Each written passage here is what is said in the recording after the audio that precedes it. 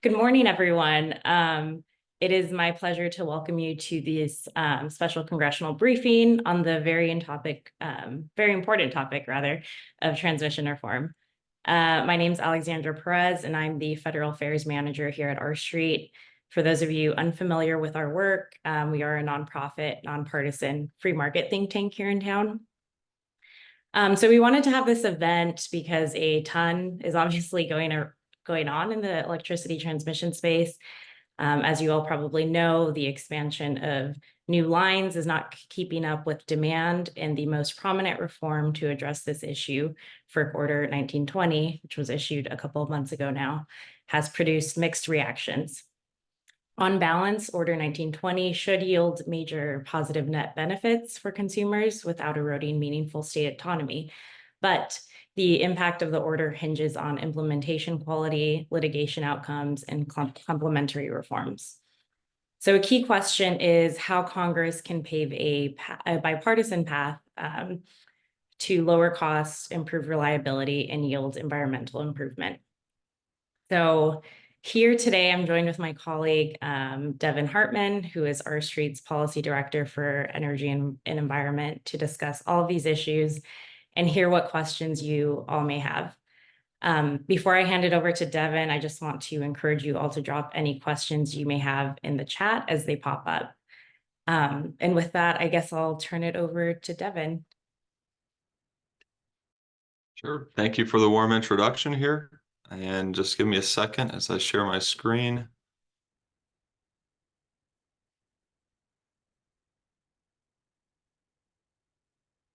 All right, how's that? Looks good. All right, perfect. We'll dig in here. So I think we'll have 15 minutes or so to give sort of the plan presentation, and then we'll have a more extended period that we can take questions for and dig into what's on everyone's mind here. So with this, let's jump right in. You all know us. I'll skip this slide. All right, so today I figure we'll start off with an overview of transmission, really understand the problem statement of what is the status quo, or at least what was the status quo prior to FERC Order 1920 that's gathered all this attention. Once we understand that, then we can understand how well the order actually addresses the case for reform and the nature of reforms needed. And then we'll come back to the role of Congress, both sort of in context of what's in scope of the order, but also bigger picture on transmission reform items that can be productive.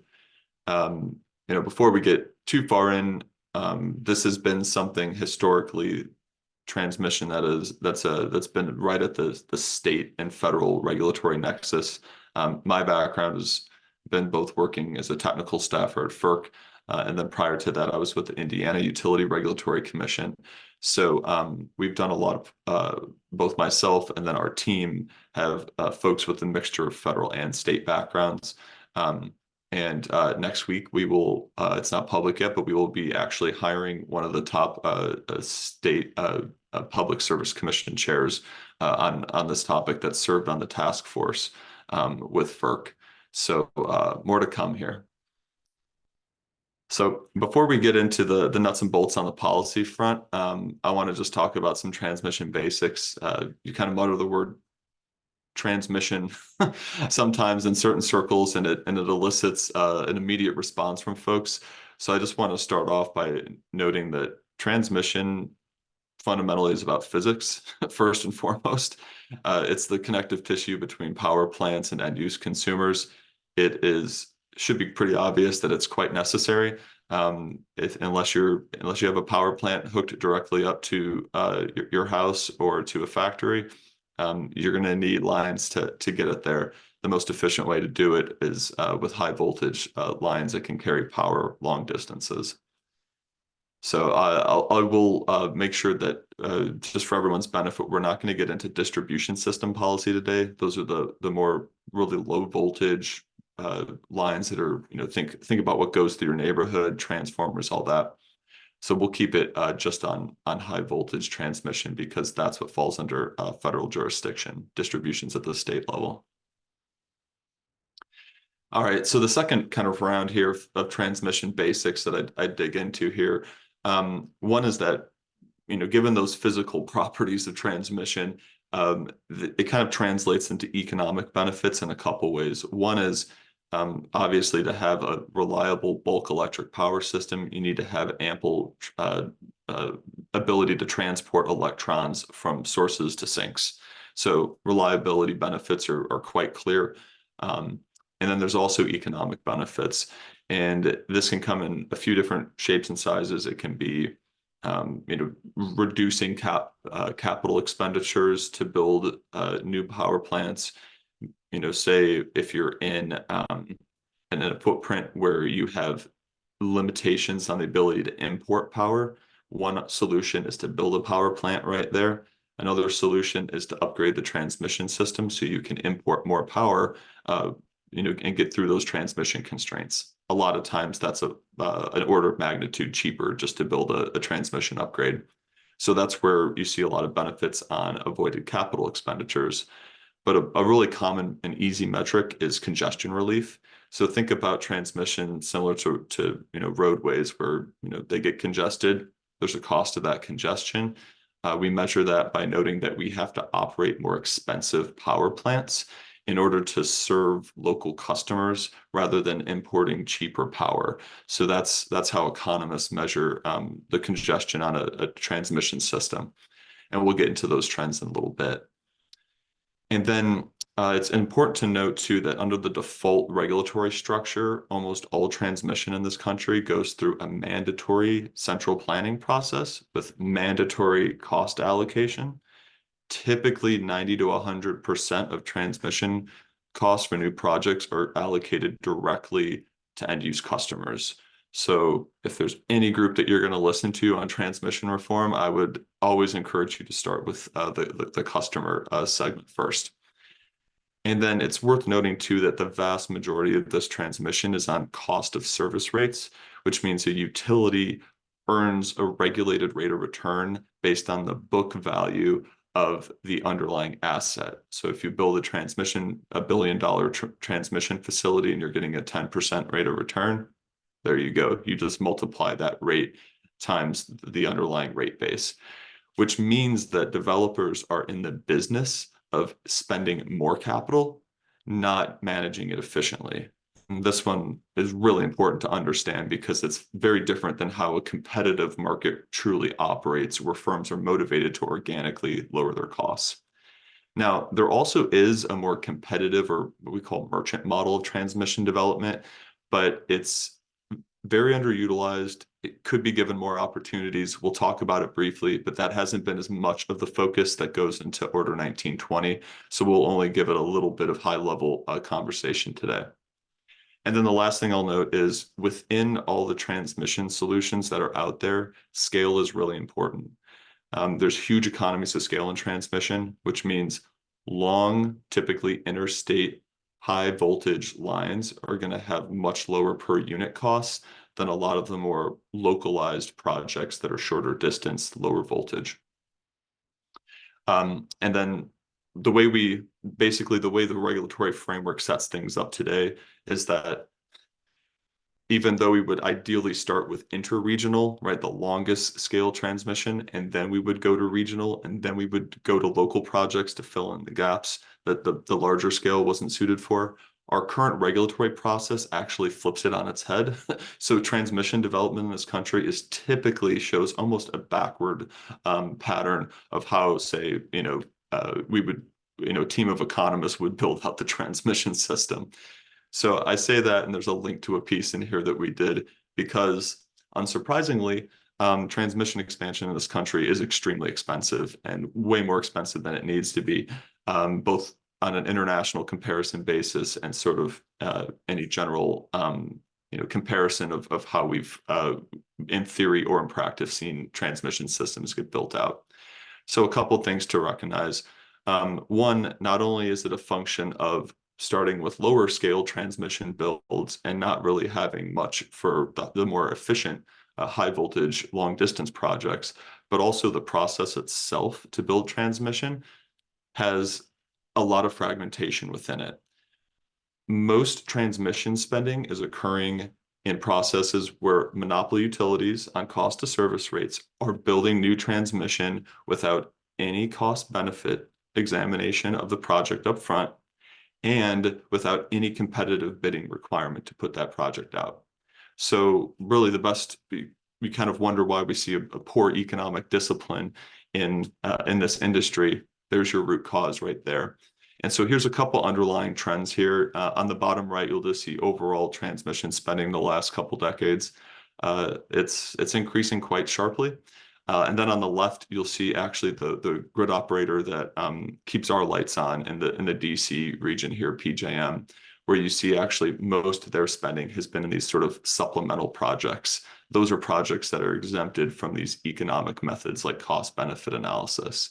So that's a huge concern.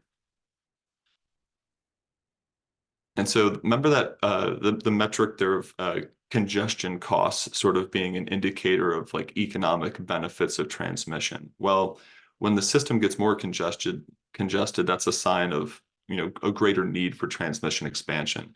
So for the last data sets, we've really seen a lot of congestion really tick up here in the last 2-3 years in the country. So from 2016 to 2020 nationwide, it's gone up 220%. And as you can tell from this chart, most of that is in a handful of regions, typically in the heartland and the South. And that's mostly occurred in just the last few years. We should have 2023 data here soon, but it's more of the same. And then when you look at the forward outlook, going out to 2035, some of the assessments are making it pretty clear that transmission expansion, the gap between expansion and need is actually growing going forward, which is pretty alarming given some of the reliability and costs associated with it. So it is worth noting a couple things I think in this chart. One is the gap between expansion and need does vary a lot by region, but also, and this is where the two bars come into play here, the blue bar just kind of assumes moderate load growth assumptions. The orange bar assumes high load growth. And as you all know, the last year or two, folks are really talking about a lot of resurgent load growth in this country, be it manufacturing, electrification of end uses, data centers. So that is really driving a resurgence in overall infrastructure expansion for the electricity system, which includes, but is not limited to, transmission. So to kind of put all these things in a quick bow for you and kind of set up the problem statement for Order 1920 here, note that really all of these concerning trends that we see in the expansion and performance of the transmission system, it's really all a direct function of flaws in regulatory processes. Not all of those flaws are within scope of Order 1920, so I'll focus more on the ones that are in scope. But the one that's really important that is in scope is that prior to Order 1920, the regulated process to plan transmission was on a very short-term basis. That's a major concern. And then also benefits of transmission, especially reliability and economic, they were planned in separate silos. Remember that PJM chart that kind of showed the supplemental projects versus baseline? Each region does it a bit differently, but usually there's a separate process to do economic projects and a separate process to do reliability projects, despite the fact that all transmission development has both economic and reliability benefits. So you got to really break down those silos, and each region would do its benefits methodology very different. So you ended up with a very fragmented and short-sighted way to do regional transmission planning in this country. And then another big emphasis to note is that about half of transmission spending to date has come from local projects.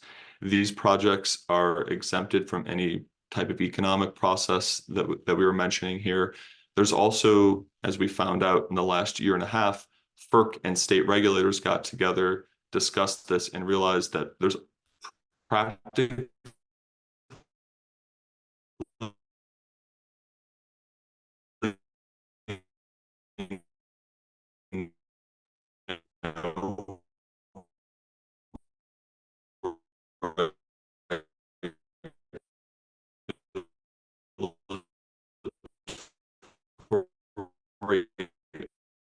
oversight. You don't face any custom and not build out the more efficient projects. And that's the pattern that we've seen. And then there's a couple other things. There's probably some technologies that some of you have probably heard about. We won't get too much into it today, but there's an enormous potential to just upgrade the existing transmission system, the current lines, with software upgrades, sensors, other instruments that can dramatically expand their capacity for literally pennies on the dollar compared to building a new greenfield transmission project. But very little of that gets used. And when you go back to the motives of utilities under cost of service regulation, again, they're not in the business of using capital more efficiently. In fact, just the opposite. So that's an enormously underutilized opportunity, though most of it is frankly outside the scope of Order 1920. So overall, the sort of situation that we find ourselves in is that the consequences of really inefficient transmission policy in the decades ahead probably appear to be costing the country hundreds of billions of dollars in unnecessary costs. You're going to see substandard reliability, especially when more extreme weather events come in, because that tends to knock off a lot of power generation in a given region, and it's really valuable to shift that power between regions. And then, although not under the purview of the Federal Power Act, a huge side benefit of transmission, of course, is that it really unlocks very deep emissions cuts too. So naturally, that's why you hear the environmental community very interested in transmission. So noting that we have quite a problem statement on our hands, and consumer groups are paying for almost all of it. A couple of years ago, we convened all the national transmission customer groups. There's a little screenshot here of the paper on the side, and you're welcome to read it and follow up with us if you have additional questions. But we really kind of, 2 years ago, distilled 4 distinct categories of a reform agenda from a customer perspective. One was improved planning. That's quite relevant to Order 1920. Optimize existing infrastructure, some of those great new technologies I mentioned. Leveraging effective competition, where we're seeing a lot of times 20 to 40% cost reductions on projects that are put out for competitive bid. And then lastly, having more independent quality governance over transmission processes, both planning, the development of cost allocation, the oversight of these systems, and how to make existing systems more efficient. So sort of through that lens, what we see with Order 1920, it's important to recognize what's in scope and what's not in scope of this order. So first off, it almost exclusively focuses on regional transmission planning and cost allocation.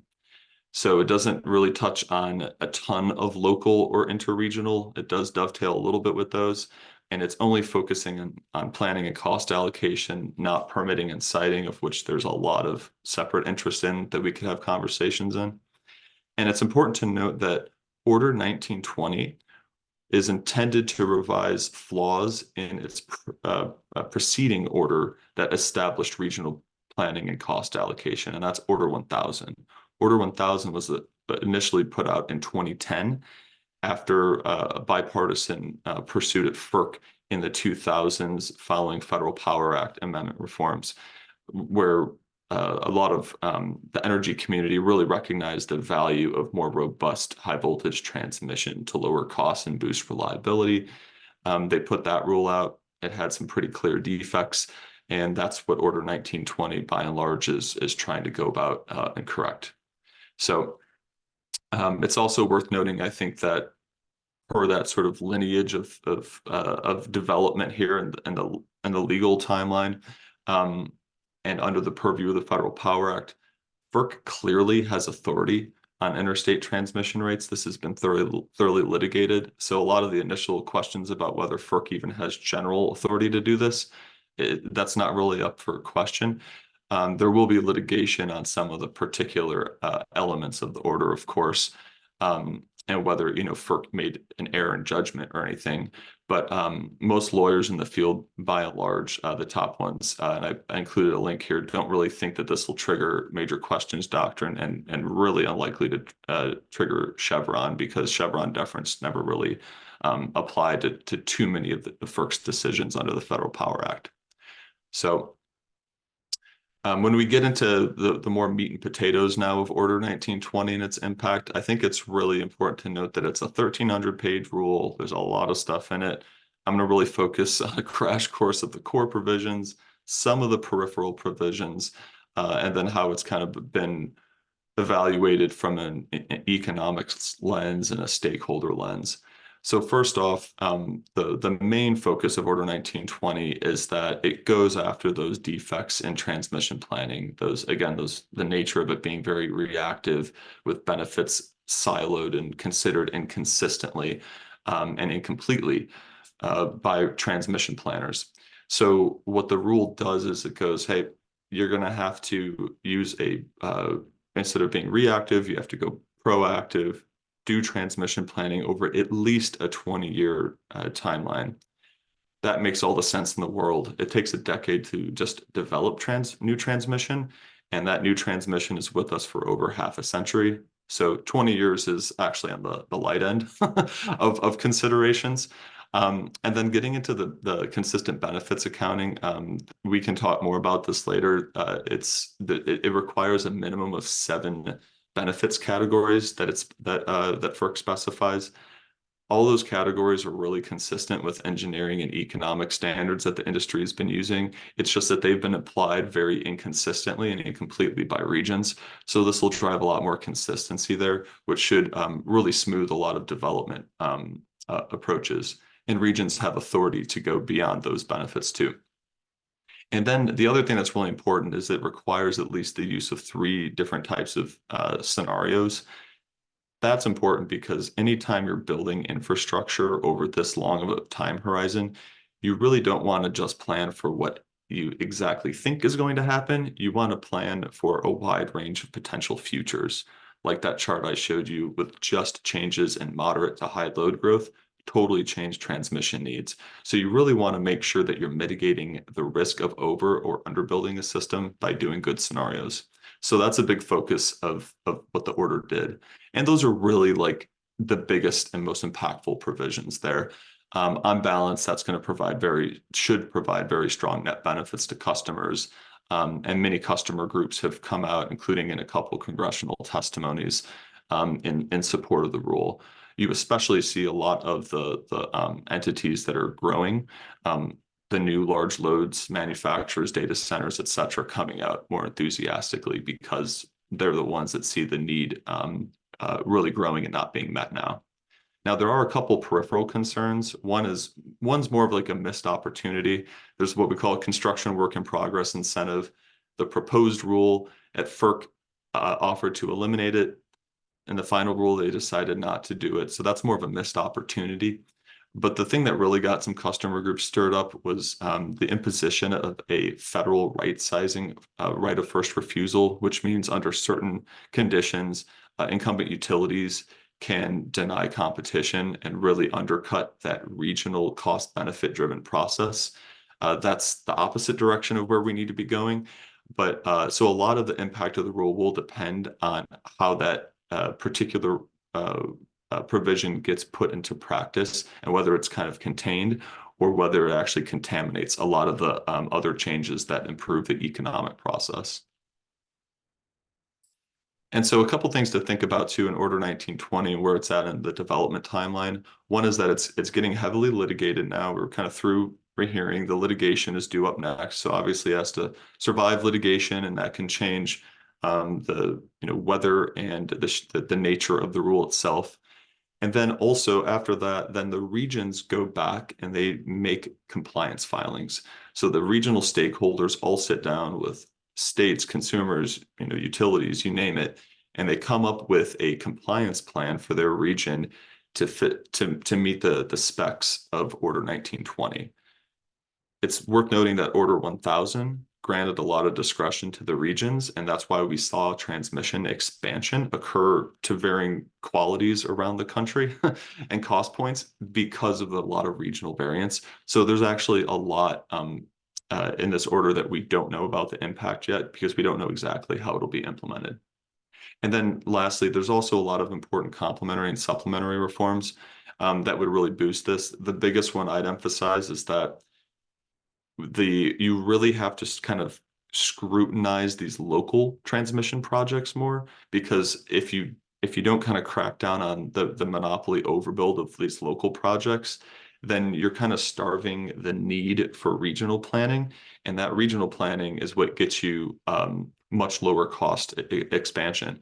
So if the local process isn't resolved, we're not going to really see improvements to the regional process achieve their full potential. Now, I'll dig next into the controversy here.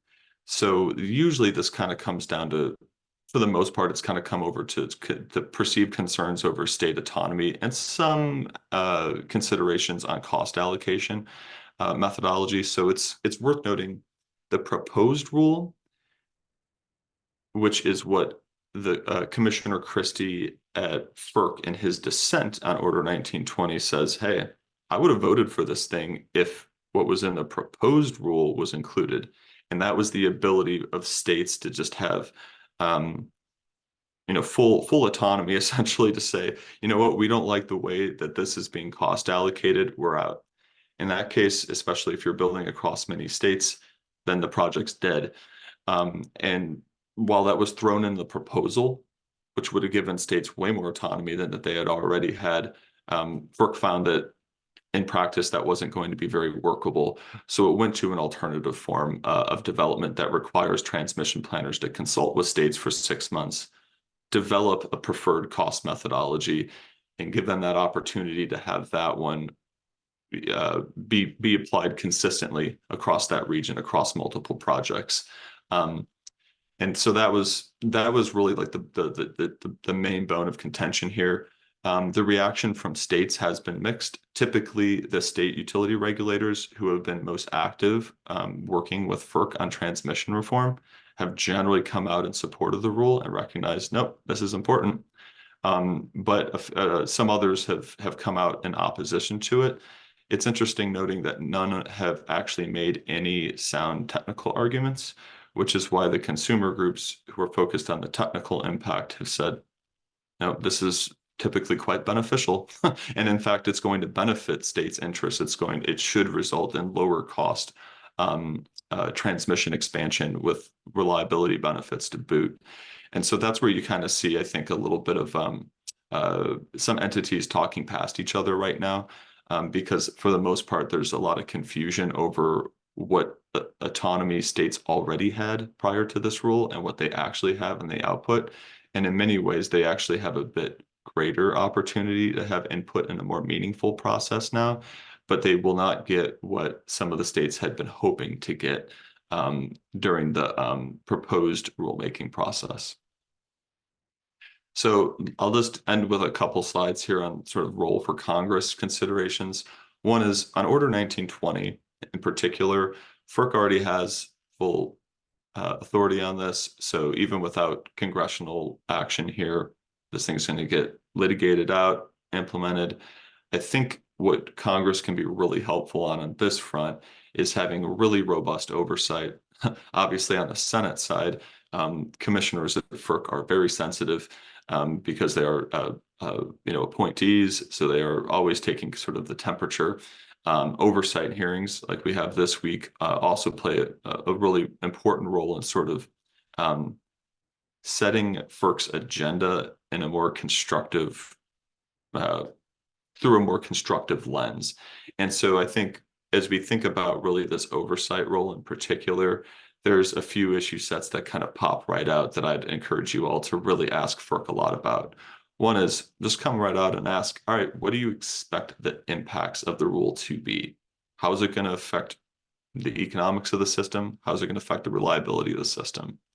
Then also ask on state autonomy, how does it actually change anything relative to the preceding era?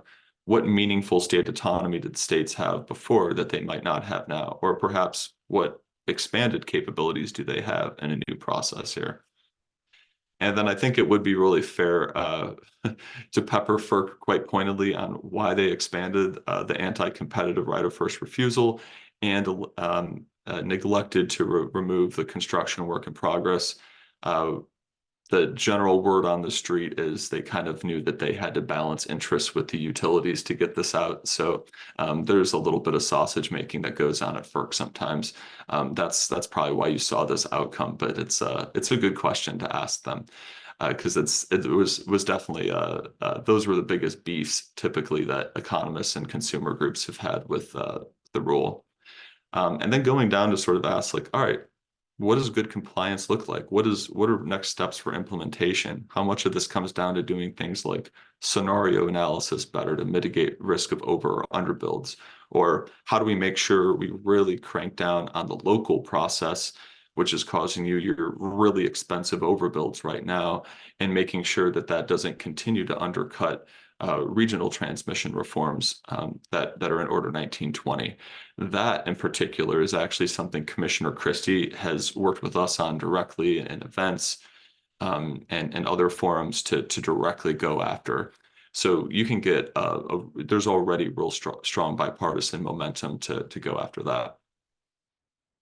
And then lastly, I'll just kind of note there's a few things kind of broadly in the transmission reform ether that I think Congress should think about.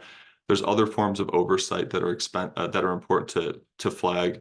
General questions. Why is expansion not keeping up with need going forward? And why is the expansion that is occurring so expensive? Those two things, just keep peppering those questions, and you really start to peel back the layers of what's working and what's not in the regulatory front. And then I think there's a couple things to kind of flag too, like for what FERC is not well equipped to do is areas that are either have fuzzy jurisdictional lines or things that they're already down a certain path dependency on with case law. And I think there's two or three bins that are really important here. One is that FERC has really struggled to make sure that the existing system is enhanced to the maximum extent possible. We can save tens of billions of dollars going forward by relatively speaking, dirt cheap technologies. Almost none of these have been adopted. FERC does have a new notice of proposed rulemaking on what we call dynamic line ratings. They're kind of going piecemeal right now. Every few years, they take one new technology and come out with an extremely slow, elongated rulemaking process. It's not nearly good enough. To FERC's credit, it's better than nothing. But a lot of this comes down to the lack of transparency they have outside of these regional transmission organization regions. And so in particular, the Southeast and the lack of ability to measure the cost of congestion because those systems are very opaque.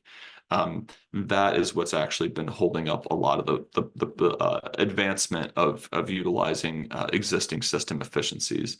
And customer groups are pretty livid on this. So that's a big one. I also think, we can talk about permitting at another point. That's obviously a big domain. And I think permitting and siting is actually the bigger issue from your federal versus state autonomy question. And then lastly, interregional. FERC can do a variety of things on an interregional basis. In fact, it was the Republicans at FERC in the 2000s that wanted Order 1000 to start with interregional and then to have another rulemaking to do regional. But instead, they flipped it, and John Wellinghoff, the chairman at FERC, said, no, let's start with regional. We'll come back to interregional later. Never did. And now we have a rulemaking to try to fix the original regional rule. So the big thing that I think Congress could do on this front is there's a potential to do interregional much better than what FERC would do if just sort of left to its own devices. What FERC will probably do is Xerox aspects of the Order 1000 framework and now 1920, where they kind of have too much of a siloed approach to economic and reliability benefits. For interregional in particular, you really want to look at the integrated benefits to really maximize the net benefits in the planning process to customers. So I think there's a role for Congress really to tee that up the right way. Happy to discuss any of those items further. And you're welcome to, of course, reach out after today's presentation and Q&A. Thanks. Awesome. Thank you, Devin, for that overview. Before I jump into Q&A, just wanted to kind of ask, since we're primarily dealing with regional planning when we're talking about Order 1920, you started to touch on this a little bit, but can you quickly just break down the different regions and maybe some differences that would be helpful for folks to know?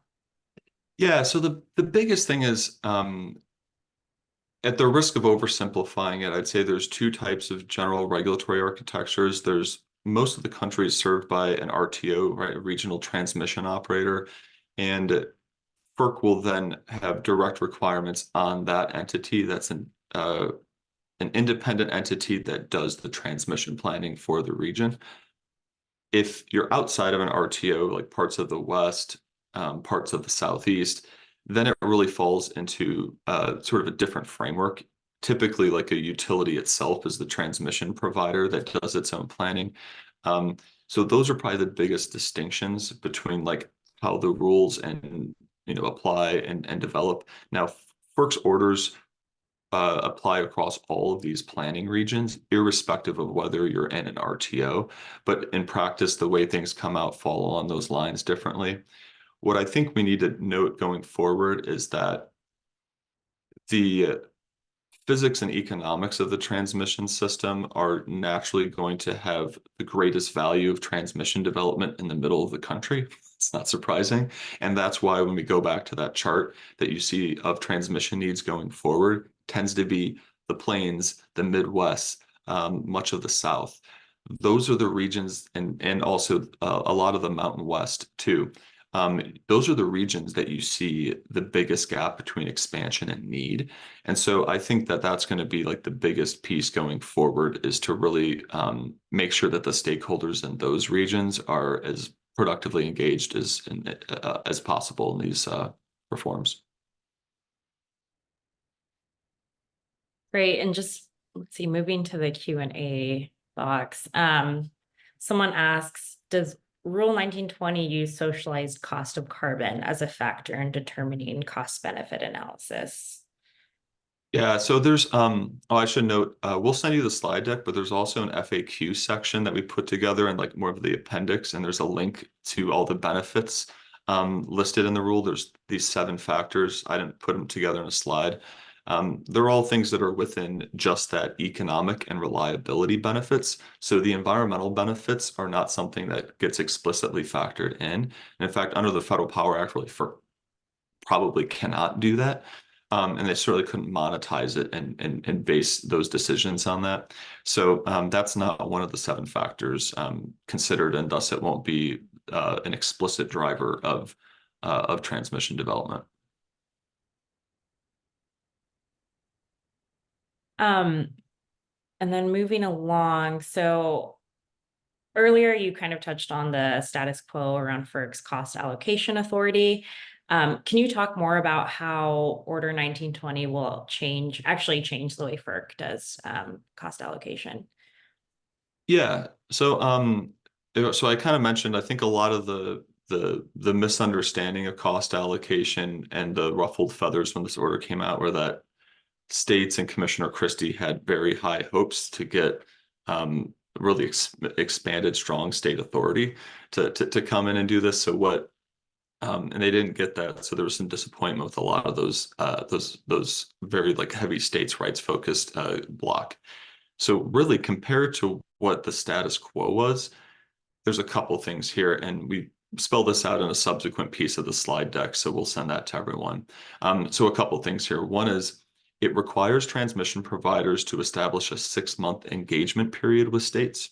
And that's where all the stakeholders come together and can say, all right, let's come up with our own approach to do cost allocation. There's certain methodologies that we can pursue on this front. Now, it also requires transmission providers to develop a backstop methodology. And that's important because, similar to how we have conversations about FERC's backstop transmission siting authority, which almost never gets used, just by having backstop, it's really important because it forces the stakeholders to come together and go, we don't want to deal with the backstop. We want to come together, work together on our own preferred methodology. But you have a ton of cooks in the kitchen, and so naturally, that can be a challenging process. And then FERC also reiterates, by and large, the particular methodologies that you can kind of I should say the criteria and the methodology for cost allocation that can go into this. There's 6 criteria under Order 1000, and Order 1920 says you have to comply with at least 5 of these 6 general criteria. And so these are things like, making sure that a state that does not receive any benefit from a new transmission facility that's being developed is not forced to pay for it. Right. Pretty like uncontroversial stuff. And that's really good. Things on like making sure that benefit to cost ratios are high enough to move forward, and making sure that states, if the benefit to cost ratio doesn't exceed a certain threshold, are not going to be put in a position where they're forced to pay for the project. All right, I'm going to try my best to summarize this question, but the question raises concerns around new load requirements for data centers, but renewables maybe not needing that same level. So basically, why should consumers have to pay for transmission dedicated to these costs? That's a good question. So transmission benefits both power plant owners and customers. It gets a lot trickier with power plant owners because say you own a power plant in a region that has what we call like a lot of import constraints, right? Then the locational prices on the grid are much higher. So you actually don't want transmission development if you're a power plant owner in an area that's has really high prices, right? And so there's that's why you kind of see a lot of generation owners in those types of areas say, no, we actually don't want more gains from trade to be had. Whereas you see in areas that are export constrained, right? Areas where like, hey, we have a lot of surplus power generation and we'd love to export it to other areas that it could be a much cheaper import for. They really benefit from a lot of transmission development. So it's when you do the benefits determination for power plant owners, it's really complicated. There are no doubt big beneficiaries in that space.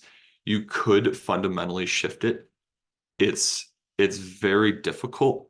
It's not the way that we've ever done it historically here. I'm not aware anywhere abroad where we've done it predominantly. There is a little bit of an aspect of what we call network upgrades for transmission, and that predominantly right now is paid by power plants, like the new power plants interconnecting pay for those types of transmission upgrades. Typically 90 to 100% are allocated to those power plants. But yeah, for the most part, transmission customers are stuck with the full bill and don't have any path to recourse on that one. And so that's a big concern. I will note that I only softly brought it up, but there is this kind of merchant model of transmission development, and that's where you have voluntary cost allocation, which sounds wonderful and nice, right? It's how we do pipelines, right? When we build natural gas pipelines, a pipeline developer will hold an open process and say like, hey, is there sufficient interest here? And people voluntarily signing up to have this service, right? We'll provide you capacity on our pipeline system. You can do that for transmission, and there are some developers that do that. There's a ton of regulatory barriers to being able to do that and capture those benefits. So that's where one of those areas we do think Congress could be really active in is sort of exhausting the merchant model where you have voluntary signups for transmission, but there are aspects of transmission for electricity that are unlike anything in pipelines. Namely, there's a lot of network effects, and so you can't measure and isolate the flow of electrons and really the benefits of that infrastructure to just the parties that are contracted. It's a network. Electrons just follow the laws of physics, so they follow patterns of resistance on the system. and you can't really have a pure property rights based framework that does like this pure merchant approach like we can with pipelines where you can, pack the lines and ship molecules from point A to point B. There are ways that we can do a lot more with that merchant model with the voluntary cost allocation. That's really exciting. Congress could do a bunch on that front, but inevitably we will have predominant forms of mandatory cost allocation for the foreseeable future. So it's really a question of let's do it to the best of our ability then. So one thing that I've heard on the Hill from other Republicans is that there's a concern about the expansion of the term benefit after Order 1920. So can you discuss that a little bit more? Yeah, there's not really materially that much more. I'll send you in the FAQ, I put a link to a Brattle study, and there's a slide in there that actually lists out all the regions and how they do benefits, obviously prior to this order. And you actually see like where there's inconsistencies and gaps between the regions. Everything that's in Order 1920 is very commonly used as a benefit category in many regions. There's nothing in there that kind of jumps out and goes like, whoa, why would you measure this? So there's not really like any concerns with specious or excessive, benefits accounting. That it's pretty bread and butter. And in fact, there's reliability benefits. We were huge proponents on the record at FERC of saying like tear down the economic and reliability silos, monetize all of it in an integrated process, do it well. This makes strides in that direction, but it doesn't even go far enough to really monetize reliability benefits. So if anything, I think you have some underaccounted measures of benefits just from a pure customer perspective in this rule. So there haven't been too many, for example, consumer groups that have been none, in fact, that I can think of that have raised real concerns on the excessive like benefits accounting type of issues on this. So, and they would be the first ones to flag this if that were a major concern. So in Commissioner Christie's dissent, he stated that the rule is less about providing reliable and affordable energy to consumers and more about serving the interests of renewables. So kind of a two-part question, since this is something else that I hear from Republicans on the Hill. What's your response to that? And how do we prevent one state from paying for another state's renewable portfolio standards? Yeah. So as I said, like the as written under the Federal Power Act, FERC's jurisdiction over transmission rates has to be coming from a fuel neutral basis. So the only way anything survives litigation is to be fuel neutral, and the rule is. Now, you can say there was an unwritten side agenda in anything, and that's very often the case with any regulatory change, right? We all know that. And I think that the big proponents of transmission reform, obviously many of them are very interested in getting more renewables on the grid, driving emissions cuts, et cetera.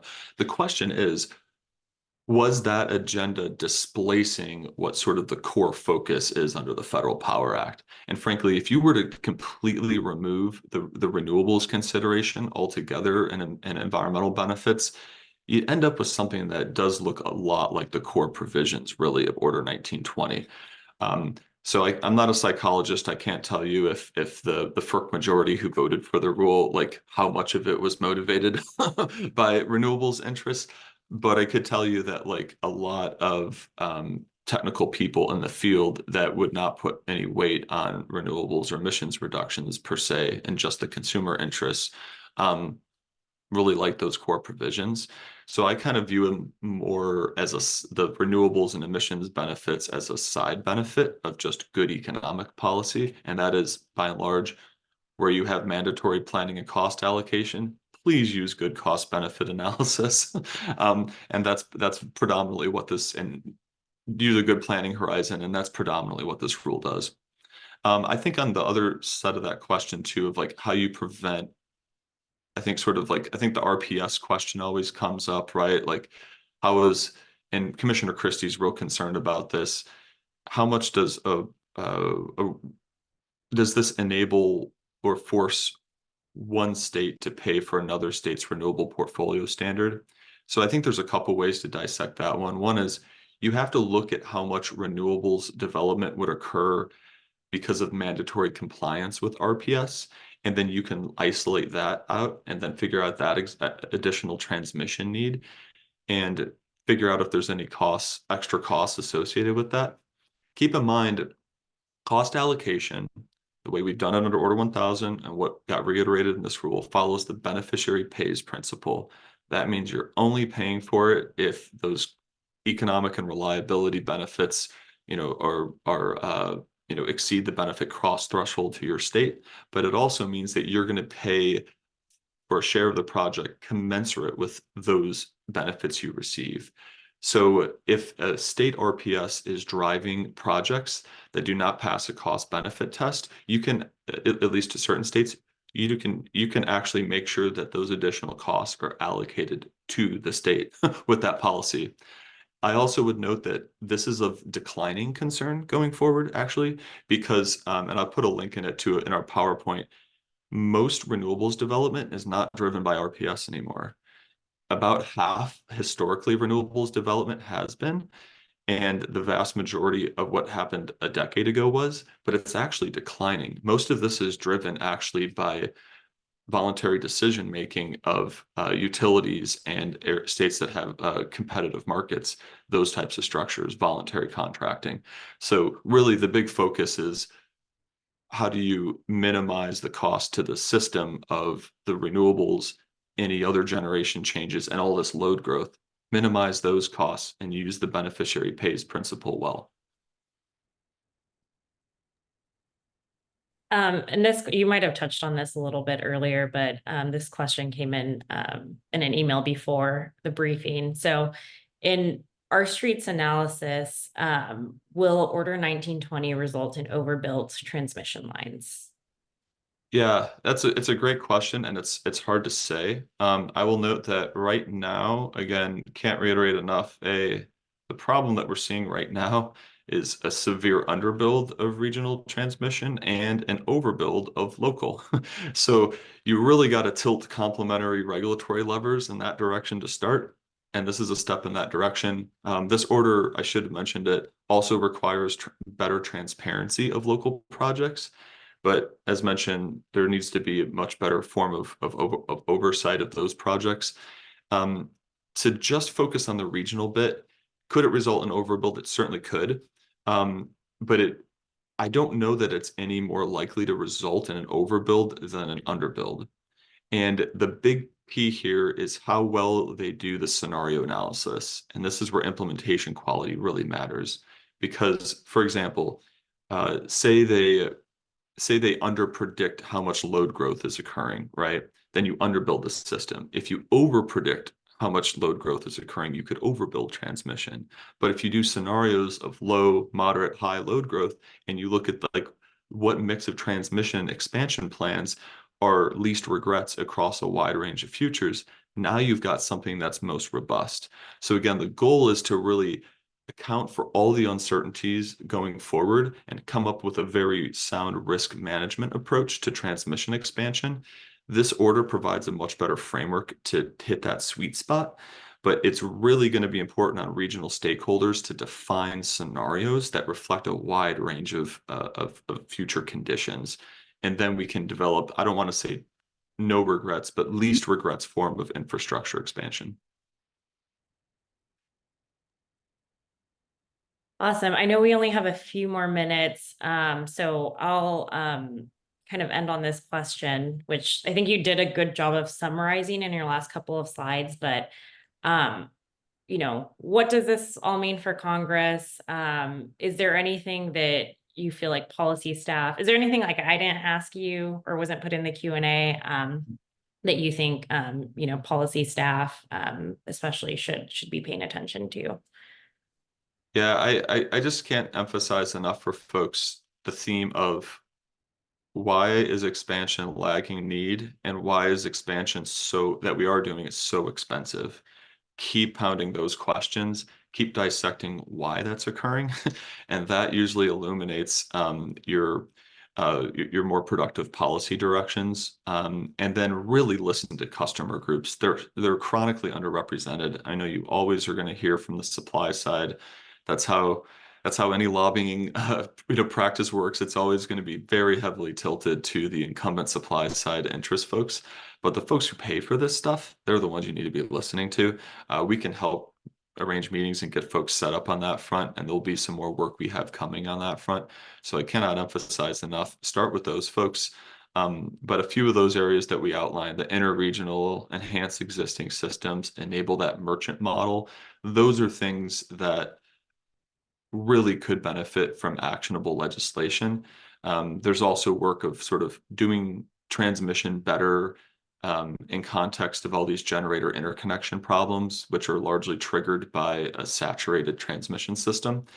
That's another big one. We'll get into that another day. But those are probably the biggest pieces we're thinking for bill introduction, what we could move, bipartisan interest, what's just good economic policy, big reliability benefits that also happen to reduce a ton of emissions. Those are things that we have to have going forward. So let's have that conversation and kind of dig into the next layer of depth on good transmission policy. Great. That's a very hopeful note to end on. So thank you, Devin, and thank you everyone for joining us for this event. It's not always easy to jump on a call at Monday morning, so we appreciate you being here and asking a lot of great questions. We'll go ahead and send you all the recording of this event and copy of the slides. Please do always feel free to reach out with any questions you may have. We're always happy to provide our street's perspective. So thank you. Thanks all.